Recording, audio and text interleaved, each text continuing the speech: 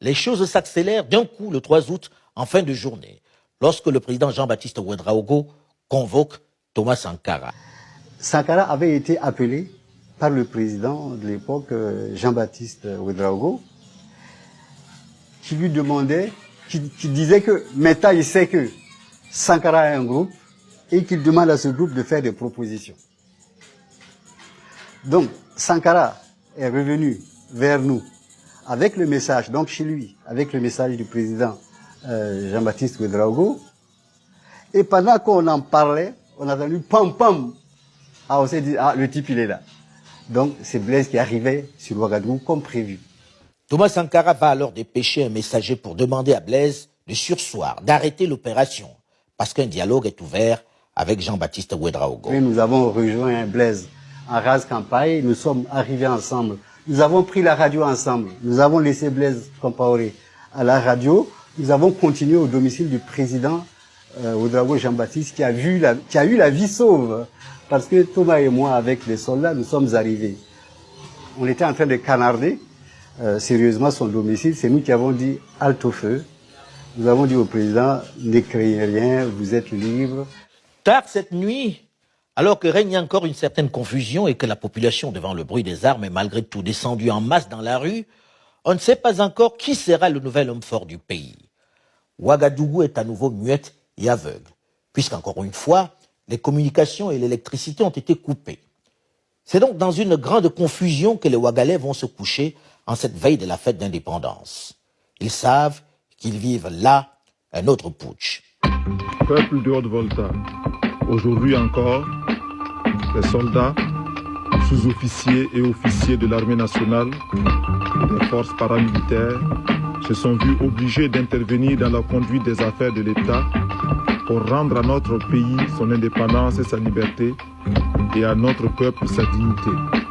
Aujourd'hui, 4 août 1983, des soldats, sous-officiers et officiers de toutes les armes et de toutes les unités, dans un élan patriotique, ont décidé de balayer le régime impopulaire, le régime de soumission et d'aplatissement, mis en place depuis le 17 mai 1983 par le médecin commandant Jean-Baptiste Ouédraogo.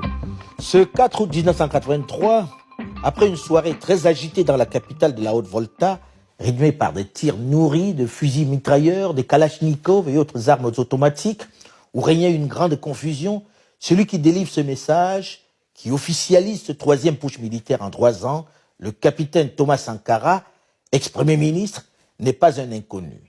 Ce n'est pas non plus une grande surprise pour la population qu'il soit le bénéficiaire de ce coup de force, même si en réalité, il n'a pas directement participé à cette opération, du moins sur le terrain. Car c'est plutôt le capitaine Blaise Compaoré qui a conduit l'unité d'élite qui a marché sur Ouagadougou. Il y a eu une sorte de loyauté de la part de Blaise par rapport au programme prévu. Blaise, il cherchait à garder le pouvoir là, le 4 août, là, mais on allait le buter. Le fait que Thomas ait été, je vous dis, c'était vraiment le meneur d'hommes, hein, le meneur de notre groupe. C'est lui qui a été à la base de la création de l'organisation des jeunes officiers. C'était lui qui était le bout en train. Il était en place à Pau, à 140 km de Ouagadougou. Il pouvait arriver à minuit, on se réunissait dans les voitures en rase campagne et à 2 heures du matin, il repartait prendre son service sans même passer dire bonjour à son épouse et à ses enfants.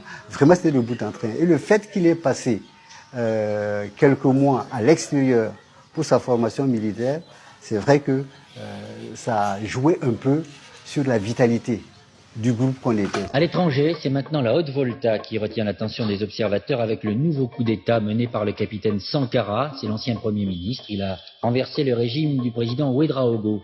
Un coup d'État sanglant puisque selon un premier bilan réalisé par notre confrère de l'agence France-Presse, il aurait fait 5 morts et une quinzaine de blessés, parmi lesquels 6 Français. Vous voyez ici le président Ouédraogo qui était à l'origine du récent coup d'État qui avait écarté le capitaine Sankara. On ignore encore l'état de gravité des blessures de ceux qui ont été atteints, notamment de ces Français.